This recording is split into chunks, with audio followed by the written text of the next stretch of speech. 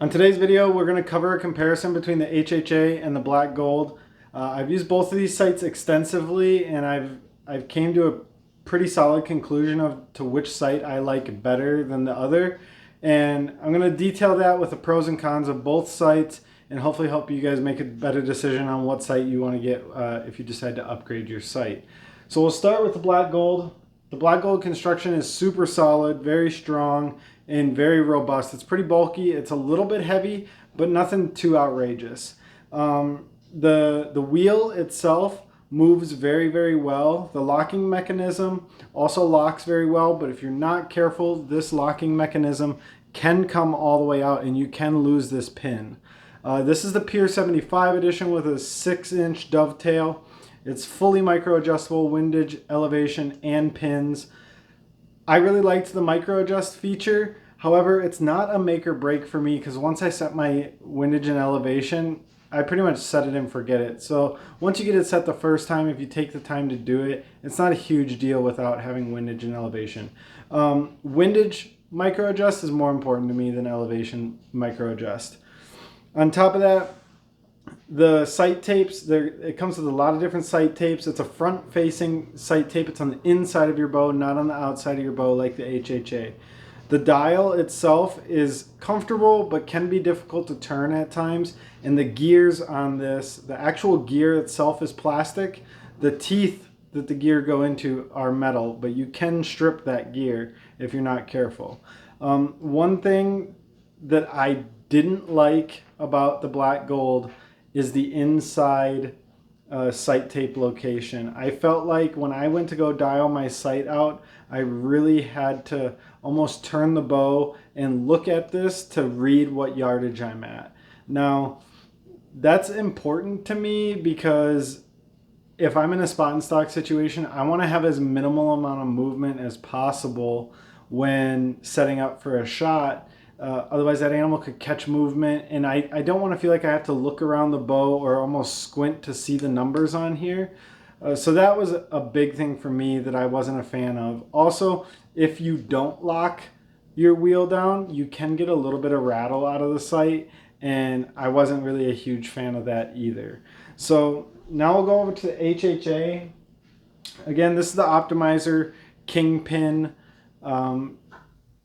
They don't make this sight anymore, but the comparable sight to it would be the Tetra Max 4-pin. It'd have to be the Max because the Max comes with the magnifier on it. The biggest thing for me with this sight, and the thing that I love the most, is that the gears and the teeth are metal, and your sight tape is located on the outside, but the most important thing for me as far as hunting goes, you're not as precise with it, but the magnifier. This magnifier on the sight is amazing in my opinion because I can sit with my bow in hand and just kind of look at my tape and dial it, and I can see that number from all the way out here. So it's a lot less movement to make those adjustments in the field. So for me, and what I really like in a sight, that was super, super important to me. On top of that, you can set this tensioner right here for the locking mechanism as loose or as tight as you want. I have it set just tight enough that it doesn't make any noise when you're at full draw or when you're shooting it. Oh, my windage is unlocked. That's why it's making a little bit of noise. It doesn't make any noise, but I can still free turn this. But when I'm shooting, it's not gonna move at all. It's not gonna move if I'm just shooting at the range and it's unlocked. Like right now, it's locked, but I can still turn it. And knowing that I have metal gears, I know I'm not gonna strip it by doing that. The one thing that the black gold does have over the HHA, in my opinion, is the pin quality. The pin quality on the black gold is unmatched. They make the best pins in the industry, and that UV bar, this UV covering, keeps your pins the same brightness no matter what time of day it is. So that is a huge thing for the black gold. However, the things that the HHA has for hunting situations that the black gold doesn't have just makes the HHA for me the sight that I'm going to go to this year. I had the black gold on my new Elite Omnia for the first couple weeks that I shot it, put the HHA back on and fell right back in love with the HHA and was very familiar and felt a lot more comfortable with the HHA. So I am going to hunt with this optimizer Kingpin.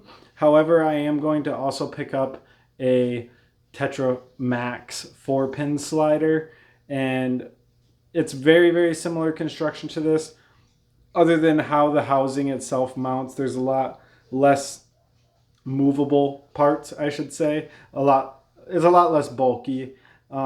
So for me, the HHA is the way to go.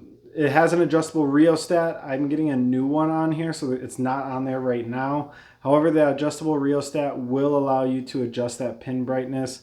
But overall, both sights are great for the money.